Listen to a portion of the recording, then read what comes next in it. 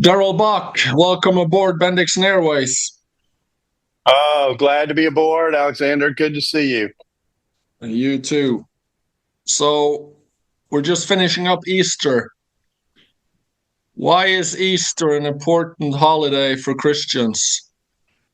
Well, because everything that Jesus said and did, it gets vindicated on Easter Sunday. What happens is that you have a dispute when Jesus goes to the cross about whether he's who he claimed to be, whether he blasphemed against the Jewish religion by saying he could sit at the right hand of God, or whether he committed sedition by claiming to be a king that Rome didn't appoint, who doesn't have a right to that rule. And so that's one option. The other option is Jesus is everything he claimed to be, that he's the Messiah sent from God coming to save people. And the empty tomb is God's vote in that dispute. So as important as the idea of resurrection is, the idea that we'll live and be with God, those who are Christians will live and be with God, that more important than that is that Jesus is able to deliver on the things that represents. And so Easter is important because of what it means about Jesus. What's the reason Easter isn't a fixed date every year? Well, it was originally tied to the Passover and to the Jewish calendar, which rotates because it's on a lunar calendar rather than a solar calendar. Okay. Before we go any further, how would you introduce yourself? I'm Executive Director for Cultural Engagement at the Hendricks Center at Dallas Theological Seminary, as well as Senior Research Professor of New Testament there. Do you believe in God? Absolutely. What kind of God?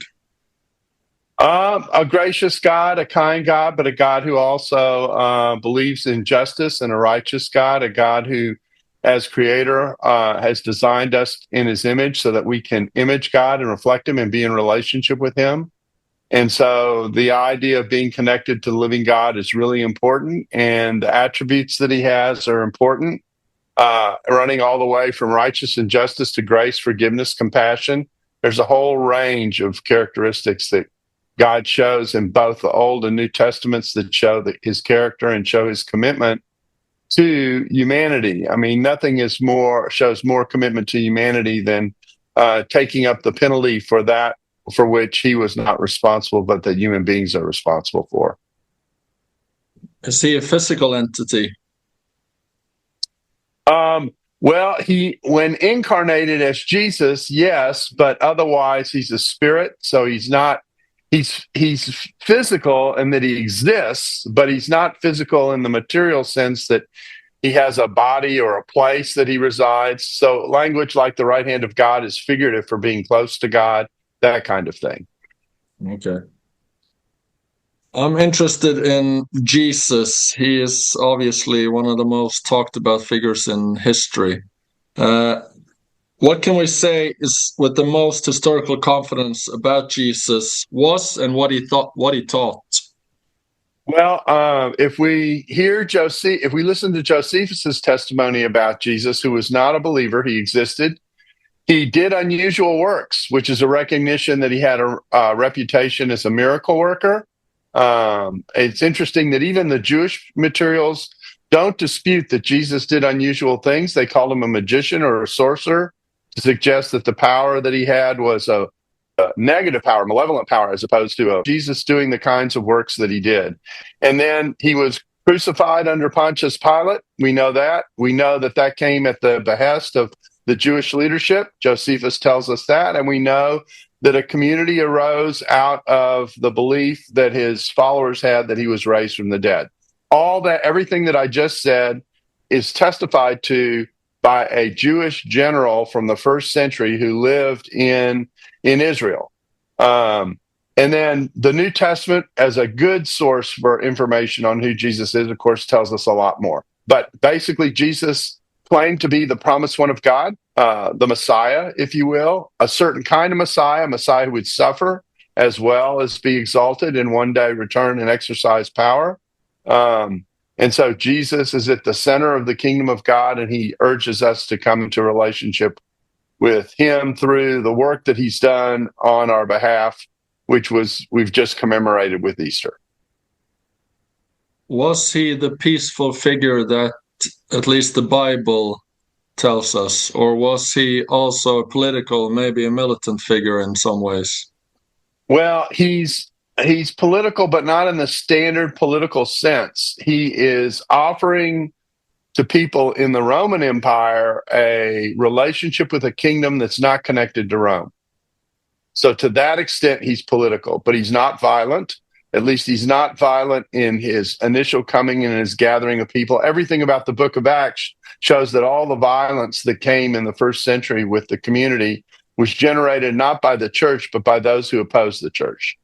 And then there is coming a day, however, when he will exercise authority and exercise a judgment. That won't be that will involve some violence because it will involve conflict, but it also will involve the decisive, righteous judgment that God's going to bring in the end.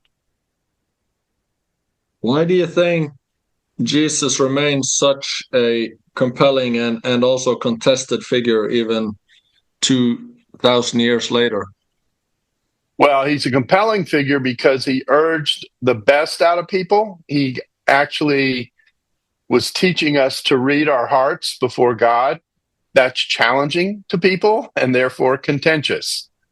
Some people don't want to look inside and be that honest about who they are and what they need and what they can and can't do for themselves with regard to the way they live, with regard to sin and righteousness and their own responsibility for it. We like to shove off blame in all kinds of other directions. And so that makes him a contentious figure because he asks us to take an honest look at ourselves. What about theories about that claim Jesus married Mary Magdalene and was not crucified? I've just read The Messianic Legacy. I've also read Holy Blood, Holy Grail earlier. What do you make of those theories? Is there any credibility to them? No, the closest thing to a fairy tale that we have in historical discussion. There is no ground whatsoever for thinking that Jesus was married to Mary Magdalene. There are no ancient sources that give that kind of an indication. The material that gets brought up in this regard is late and not connected to the earliest church. It's a theory. It's a theory that's really just empty air. Did he have brothers? Yes, he had brothers. James is probably the most famous of the brothers that he had, who became the leader of the church in Jerusalem. But yes, he had brothers. Or technically, we might call them perhaps half-brothers, but he had family. So do you believe in the virgin birth? Now, I just signaled that by what I just said, that the biological, the father side of Jesus is not from Joseph; it's from the Holy Spirit. What makes you such a strong believer? Ooh, that's a good question. I think it's because I did not grow up in a Christian home, and I became convinced in college that what the New Testament was saying about who we are as human beings and what we need in order to make sense out of life made total sense. And so I became a strong believer as a result of that over a long period of time, 5-year period, really, and have been working in theological studies ever since. Do you also believe in evolution? Hard to say. I mean, it depends on what you mean. I don't believe in the theory of evolution as is often espoused, but the idea that species develop over time is not something I'm inherently against. I'll say it that way. So, I mean, I don't think they cross lines in quite the way that evolution depicts, but I also don't preclude the idea that there is some development within species. Okay.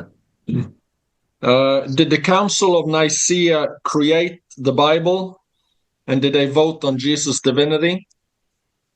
They didn't create the Bible because they never discussed the contents of the Bible in terms of what the Bible constitutes the Bible. Nicaea had nothing to do with the canon. So everything that Nicaea was about was in defining the Trinity and who Jesus is, and trying to come up with technical language to explain the Trinity to people in the church and to develop that doctrine. And so they put theological categories into philosophical terms so that people who were more philosophically inclined could try and understand what the church was teaching in terms of the person of the Trinity. So Nicaea was all about defining the relationship between the Father, Son, and Spirit, and had nothing to do about the demarcation of the Bible. The books of the Bible were books that were surfacing in their use. By the time we were in the 2nd century, fully 21 of the 27 books of the New Testament were recognized and functioning across the church. And then the handful that remained, that took until really the middle of the 4th century to kind of nail down, yes, this is part of our New Testament that we read in the services and in our churches. That took a period of time for a variety of reasons. For the case of Hebrews, we weren't sure who the author was. We're still not sure who the author is.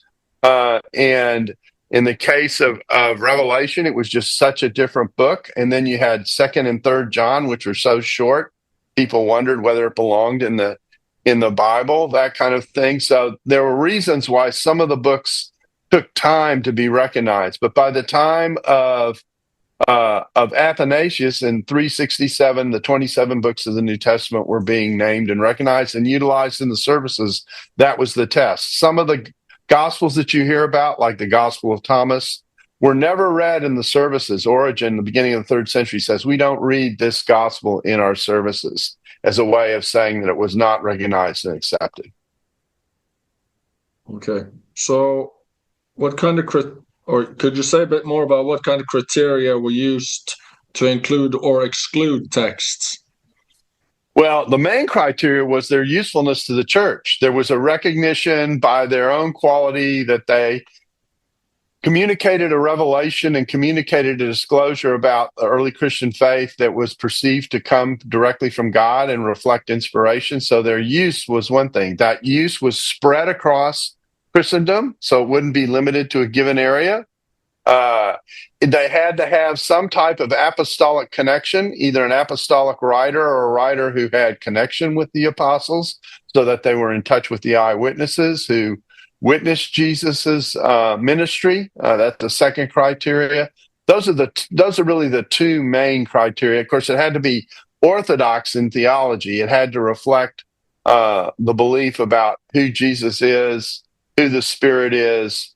It had to be Trinitarian in the long run. It would be the way to say this, but it had to be orthodox in what it was teaching about Jesus and what he did and what his ministry was about. And there was a perception of what that standard was before the books were functioning. I did a book called The Missing Gospels that goes through all the Orthodox writings of the first 2 centuries and makes the case these writers are consistently saying the same thing about who Jesus is and what it was that he was doing before there was a New Testament functioning in the church. Okay. What about the Gnostic Gospels and their portrayal of Jesus? First of all, their view of God is so diverse from the Old Testament that it doesn't reflect a movement that actually absorbed the Old Testament and believed in the promises of the Old Testament.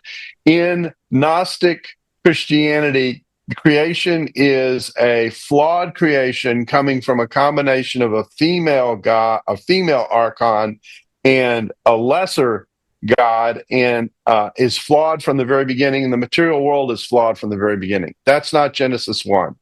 Genesis 1 is, in the beginning, the creation was good. In fact, it was very good, and God is the one who is responsible for the creation, not some underling set of spiritual forces. So in the area of theology proper, there's an issue. There's also the issue of not having a proper Christology. They don't have Jesus is more a spiritual guide. The thrust of Gnostic Christianity is realizing that you're a spiritual being and that Jesus pointed the way to that. He's not in the middle of the story of salvation. There's also a belief in some segments of Gnostic Christianity that Jesus actually didn't die on the cross, and he certainly didn't die for sin. So all of that is defective in terms of the understanding of Orthodox Christianity. And some of those roots, there's no way they could go back to Jesus and the 12 disciples who embraced the Hebrew scripture and incorporated it into what they believed, because they believed they were the completion of the promises that the Hebrew scriptures were presenting. What do you make of the fact that the texts are written so long after the fact? It's not so long after the fact in ancient terms with most of our ancient sources. It's within a generation in virtually every case of the New Testament. The only exception might be the book of Revelation to that, and only slightly outside that circle, because most people date Revelation in the 90s, so 60 years after the events. But the epistles come within 15 years of the events, starting within 15 years of the events. They run up to about, John's gospel probably again in the 90s, so 60 years, 30 to 60 years after the events, in the lifetime of many of the people who were eyewitnesses at the time. For an ancient text, the gap is actually much thinner than for most ancient texts we have about most ancient events. So the gap that people talk about isn't that great. And what's even more important is the theology that's represented in that gap can't be great, because you can't explain the conversion of Saul to a believer who became Paul without understanding that within probably 18 months of the events in Jerusalem, he has come to faith. He has embraced what took place in Jerusalem. And the core theology that is reflected in those sources is reflected in that action by him, which assumes that the apostolic preaching about who Jesus is as the Son of God is a given in the theology of the church by the time he's converted. So there's no gap theologically when it comes to the experience of history that those texts reflect. Is it correct to say that there were several messiahs at Jesus' time? There were several messianic claimants. There were, and they tended to concentrate in two periods. In the period around 6 AD, when the census is being established and taxes were being established for Israel, and then in the period of the Jewish revolt in the 60s. These tended to be the two periods where messianic claimants became more common. I wouldn't say they were, there weren't dozens of them. There were a handful, but there was a period of messianic expectation that was a part of the time of Jesus. What's interesting is Jesus' ministry is in the middle of those two periods. It comes after 6 and before 60. So yeah, there were messianic claimants, but none of them had the credentials or the, authentication that Jesus had. What do we know about the disciples? Who were the most important, and what kind of role did they play? Well, the disciples had to be eyewitnesses who had a very direct experience of Jesus. We know this from the fact that when the 12th apostle was appointed to replace Judas, it said he had to be with us from the very beginning. We know they exercised some type of oversight over the way in which the mission progressed, because they traveled widely and they also oversaw some of the expansion of the message. We know this from Acts chapter 8, where John and Peter go to visit to see what Philip has done in Samaria. The most famous, obviously, are Peter and John. They're the two most prominent of the disciples and are pretty well known. Peter, very, very well known. John, slightly less so, because they're the two most active apostles in the book of Acts. But we also know, for example, that Thomas took the gospel to India. So very strong tradition about the placement of Christianity in southern India through the apostle Thomas. So we know there are some, however, apostles about we know next to nothing other than their name in the list. So we don't know much about Bartholomew. We don't know much about Thaddeus. Mattathias, who gets appointed as the one to replace Judas. We don't know much about them. So there's some apostles about which we know very little. Are there any written texts from them? Well, yeah. I mean, Peter wrote First Peter and Second Peter. There is. Peter is said to be one of the core sources for the Gospel of Mark, even though he didn't write it, which is interesting because in liberal critical circles, the argument is we don't know who the author is, so we attach a name to a work to give it a raised status by attaching to someone who we know. You come to the second Gospel, and you have a tradition that says Peter influenced Mark, but Mark's the writer, and if the liberal theory is true, the second Gospel should be called the Gospel of Peter, and it isn't. Because if you had a choice between elevating the status of a work that you didn't know the author of, and you had the choice between Peter, about whom we know a lot, and Mark, about whom we only know a couple of things. He went home to mama after the first missionary journey, didn't make it through, and then he caused a division between Barnabas and Paul before the second missionary journey. Those are the two things we know about Mark. They don't exactly commend him as a wonderful disciple who's going to write a gospel. And if you had the choice between Peter and Mark and you could choose whoever you wanted, who would you choose? Be Peter, hands down. So there's something about the tradition of the way that gospel was written that's attached to Mark in a way that the church, I actually think the church knew who wrote the various gospels. And so it's embedded in the tradition because they knew where the gospels came from. Okay. Did Judas betray Jesus, or was he supposed to?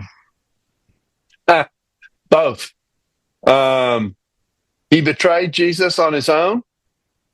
He isn't thinking about the divine decree as he does what he does, but God is aware that he was going to betray him and allowed it to take place. So it's both. And what can we definitely say happened at the crucifixion? What do we know for sure? If we Jesus can know died. anything. Jesus died. He died and was buried. And 3 days later, his tomb was empty. The claim of the church is the resurrection affirms his claim that he was dying for sin, which was something he indicated he would do at the Last Supper. That's why you have the institution of at the Last Supper of the Lord's table. This is my bread, and this bread and wine picture my body and my blood for the death. So what we know theologically is Jesus was dying for sin, and the resurrection shows it. God's in the business of showing something that you can't see by doing something that you can see. And so that's what the death and resurrection are wrapped up together in showing that Jesus died for sin. Just like with the paralytic, Jesus showed that he had the authority to forgive sins by enabling the paralytic to walk and saying the Son of Man has authority on earth to forgive sins. So he said, the man, get up and walk. And when he got up and walked, his walk talked and said, the Son of Man has authority to forgive sins. He took something you can't see forgiveness of sins. By something you can see a paralytic who can't walk, who now can, that miracle, and that miracle authenticates the claim. So when we talk about the authentication of what it is that Jesus is doing, the miracles obviously have an important role in how that works. Been showing by doing something unusual that the claims that the person is making, even though they're unusual, also have merit. Okay. Why do you think so many, let's say, modern readers are drawn to conspiracy theories and hidden history narratives of both Jesus I have no idea what the attraction is of those things. I just know that they're attractive. You know, that's the business of filling in gaps, and gaps can be filled in with anything. And so that's what goes on. But I have no idea why conspiracy theories are so popular with people, and why oftentimes we look past the evidence that's in front of us in order to suggest things that we have no evidence for. What would you say are the biggest misunderstandings about Jesus that you regularly come across? I would say the biggest public misunderstanding of Jesus is that he was just a religious great. That he was someone who can be religiously emulated, but that there were many people in the religious sphere like him. He absolutely is the most unique human being who's ever walked the earth because he is the creator God incarnate. No one else can make that claim, and no one else has been that kind of a human being. So he's truly one of a kind. And when we make him like others, we reduce the significance and the uniqueness of who he is. This is why the confession that Peter made at Caesarea Philippi is so important. Because when Jesus asked who people say that I am, and various prophets' names were come up, you're one of the prophets, that's the category. Oh, you're a religious great. You can lead us to God. You can point the way to him. But actually, who do you say that I am? You're the Christ, the Son of the living God.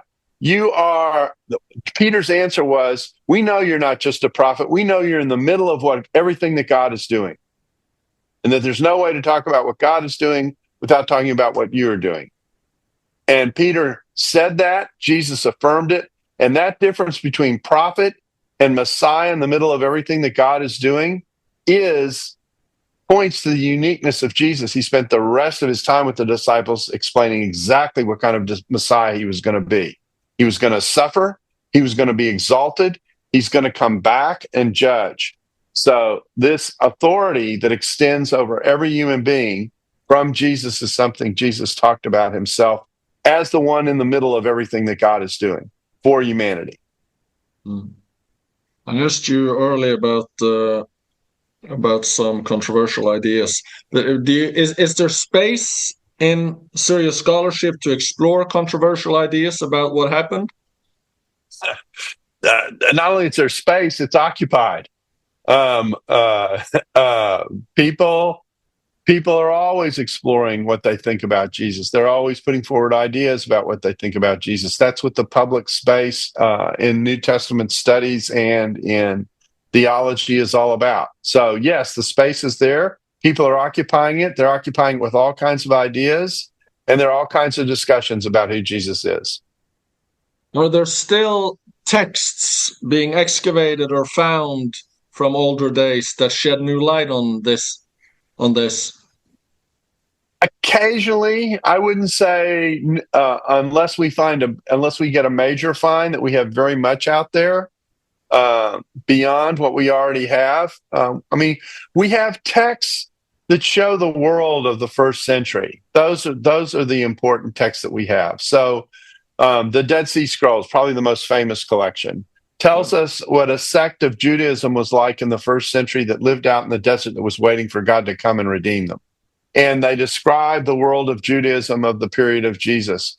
We have what are often called apocryphal and pseudepigraphical texts of the Old Testament. These are Jewish writings mostly from the period a couple of centuries before, up into and through the time when Jesus is ministering. They also give us an indication of what the theological dialogue of the time was like, how people lived religiously, what their customs were, that kind of thing. So very important texts in terms of setting the background for what's going on in the New Testament. What I call cultural scripts. You understand cultural scripts of a text, you understand what's going on because it's a cultural shorthand. If you don't recognize the cultural script, you might miss what's going on in a text.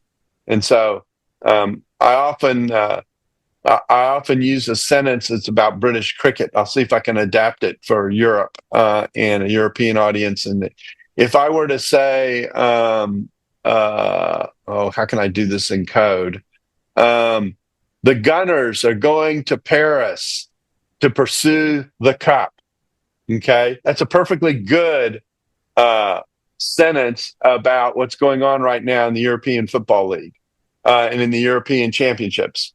But you have to know who the Gunners are. You have to know the team that's in Paris.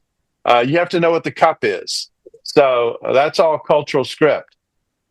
If you know that, you know what that's talking about. If you don't know what those things are, you have no idea what that sentence means.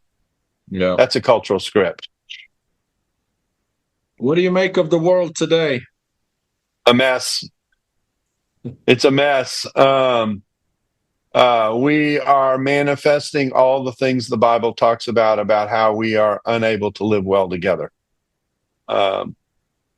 We were designed in Genesis 1, we were designed to steward the creation well, to make the creation functional. We were all designed to be hummers. We were designed to make the creation hum. And we aren't doing a very good job of that. And we do it because we've become tribal. We allow our differences to get in the way. We're self-interested. And it's all very destructive. And we've been doing it for a long time. We've perfected the skill. And the result is the world is a mess. What's going to happen?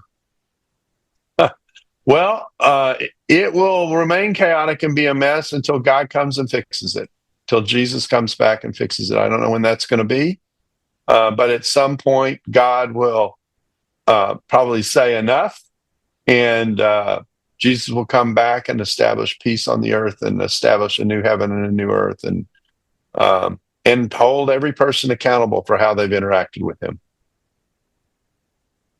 In the form of a second flood? No, not in the form of a second flood, in the form of a conflict which he will resolve. Okay. Do you pray? Absolutely. Who answers? Well, there's a God out there who's listening, so I'm assuming he answers. Yeah, it's part of having the relationship with God. Is what the New Testament will call walking with God. It's part of the walk with God.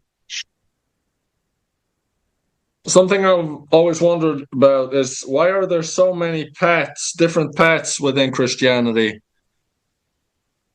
Well, because we're all interpreters of a text, and we read the text differently, and we synthesize the text slightly differently. Now, it's really, really important to appreciate that there is a core orthodoxy that goes back centuries. It's located in the core creeds, etc. And so, whether baptism is by immersion or whether we sprinkle or pour, things like that, those differences don't touch those creedal statements, and as such are more secondary, for lack of a better description. So a lot of the variation has to do with variations that really don't matter with regard to orthodoxy. They have more to do with how the church is structured, how the churches are structured denominationally, how the oversight of that takes place, those kinds of things. That's what produces many of the differences. There are some differences that are a reflection of doctrinal emphasis, but many of those don't touch the core doctrines, which is why you have meetings across the globe that will involve people who share this core orthodoxy, but maybe of different denominations. So in one sense, there are many paths, but many of those paths are going to the same goal. How do you see religion's role in conflict and wars and suffering through the years? Well, it's a mixed bag. I mean, sometimes religion has contributed to those wars historically and has been responsible for the violence that we see. But religion at its best is trying to move towards resolving those conflicts and being a source of moving us towards peace rather than violence. Do you see any public figures today that are important in relaying the right message to, let's say, get us back on track? That's an excellent question. I don't see outstanding public figures who gain public attention who represent that. I just don't see that. There's no dominating figure who occupies that role. Symbolically, that role perhaps has belonged, because there are so many Roman Catholics, to the Pope. But generally speaking, I don't think there's anyone who occupies that role and who has that kind of global attention and who points the way. It shows up more institutionally, but it shows up inconsistently in institutions. And so you tend not to see it from a person, but from a group. But no group is so dominant in Christianity that they can speak for everybody, and therefore that voice is really not very present. What about the other way around? We've got all kinds of trouble in that area. And the sad thing is that in some cases, the people representing that voice clothe themselves in an appearance of Christian faith without actually reflecting the substance of the Christian faith. The Pope died today. What kind of voice does he have? Well, about a billion Catholics, right? Yeah. I think it's close to 700 million, but obviously he is the voice for, and has been, regardless of who the person of the Pope is. The papacy is a major voice that is perceived to be a reflection of Christian values for certainly what is one of, if not the most dominant denomination culturally of the Christian faith. So it's an important voice. That election is always important because it shows the direction of the Roman Catholic Church and what that nature of that voice is going to be. Generally speaking, the popes have been voices in culture, at least recently, that have tried to be a voice for peace, for reason, for the toning down of violence, etc. But again, as we said earlier, there's no one group that speaks for everybody. There are a lot of Protestants who are not receptive to Roman Catholicism and to the voice of the Pope. So that means he doesn't speak for everybody. He speaks for a segment of cultural Christianity in the world. Yeah. Do you think they will choose a pope that continues towards a more liberal way, or will they go back to being more conservative? Hard to say. The tendency has been to swing back and forth as opposed to stay in one track. So I suspect, in fact, I was listening to a Catholic priest on the radio coming in today to the office, and he was saying he expected what he called a more muted pope. I'm not sure what that exactly means, but because if you're muted, you aren't saying very much. But I think what that was a signal of is that he expects a more conservative pope. And that's a more traditional pope, if I can say it that way. But who knows? I mean, totally up to the cardinals who make that vote. Yeah. Do you think there are bombshell revelations in the Vatican Library? Who knows? I mean, that's a question. That's not a question for a Protestant. Who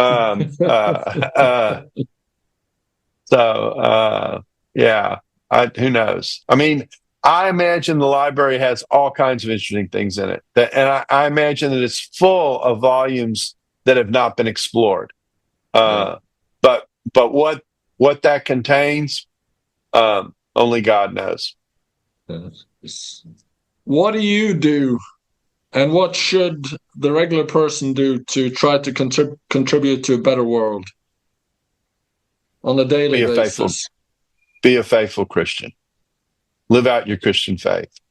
Wear what Ephesians 6 calls the armor of God, which is righteousness, truth, feet shod with the gospel, salvation, the word of God, prayer.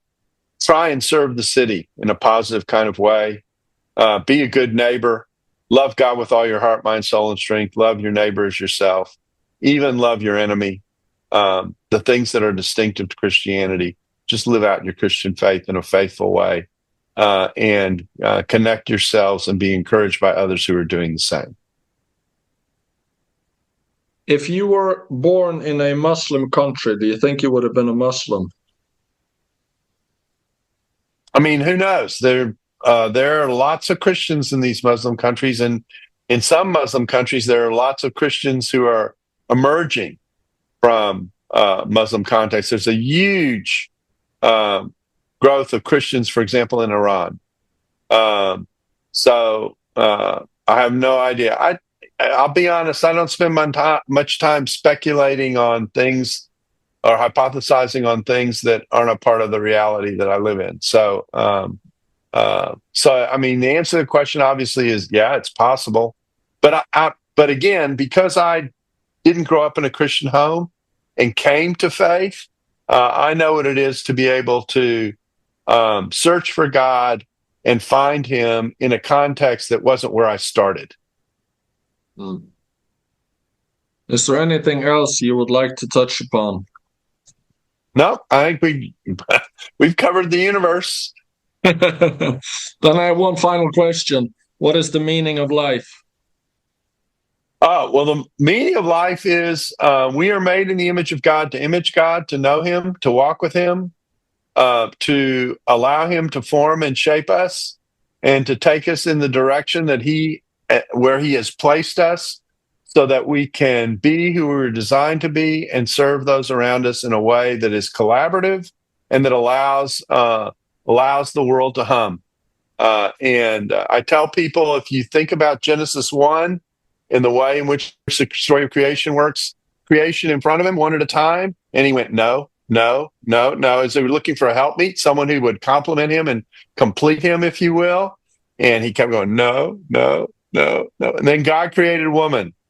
And he went, whoa, man. Okay. And they were designed to be fruitful and multiply and subdue the earth, which means it's a stewardship passage. We're designed to manage the creation well. We're designed to make creation hum, and we're supposed to collaborate together and work together in such a way that happened. We've even turned gender into a competition. And so as a result, we have a mess in the world because we've become tribal. We focus on our differences as if they're a bad thing, when in fact, sometimes they're designed to help us complement one another and collaborate together. So the purpose of life is to try and contribute positively to the world where God has put us in, where he has us, and to do so in a way that is faithful to imaging God and serving others. Darrell, it was a pleasure. Thank you. You're very, very welcome. Tusen takk for at du hørte på Bendiksen Airways. Dersom du har tips, kommentarer eller vil gi en vurdering av episoden, så gjør gjerne det. Det setter jeg stor pris på.